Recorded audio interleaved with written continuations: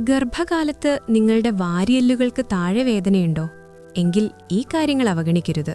ഗർഭകാലത്ത് വാരിയെല്ലിന് താഴെ വേദന വളരെ സാധാരണമാണ്, പ്രത്യേകിച്ച് രണ്ടാമത്തെയും മൂന്നാമത്തെയും ത്രിമാസങ്ങളിൽ.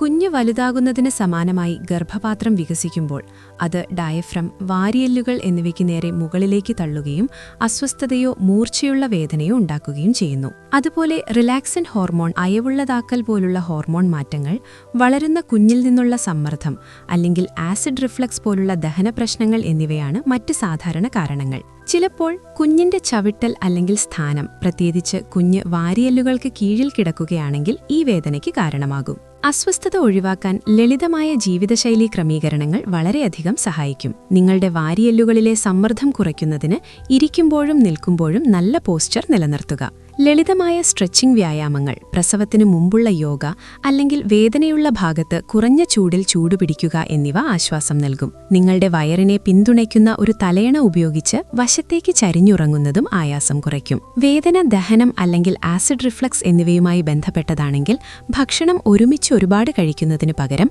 ഇടവിട്ട് കുറഞ്ഞ അളവിൽ ഇടയ്ക്കിടയ്ക്ക് കഴിക്കുക. അയഞ്ഞതും സുഖപ്രദവുമായ വസ്ത്രങ്ങൾ ധരിക്കുന്നതും വയറിലെ അധിക സമ്മർദ്ദം തടയാനും സഹായിക്കും. എന്നിരുന്നാലും എല്ലാ വാരിയെല്ലുകളിലെയും വേദന അവഗണിക്കരുത്. വേദന കഠിനമോ സ്ഥിരമോ ആണെങ്കിൽ, അല്ലെങ്കിൽ തലവേദന, നീർവീക്കം, കാഴ്ചമങ്ങൽ അല്ലെങ്കിൽ ഓക്കാനം തുടങ്ങിയ ലക്ഷണങ്ങളോടൊപ്പമുണ്ടെങ്കിൽ അത് പ്രീക്ലാംസിയ അല്ലെങ്കിൽ കരൾ സംബന്ധമായ പ്രശ്നങ്ങൾ പോലുള്ള അവസ്ഥകളുടെ ലക്ഷണമാകാം.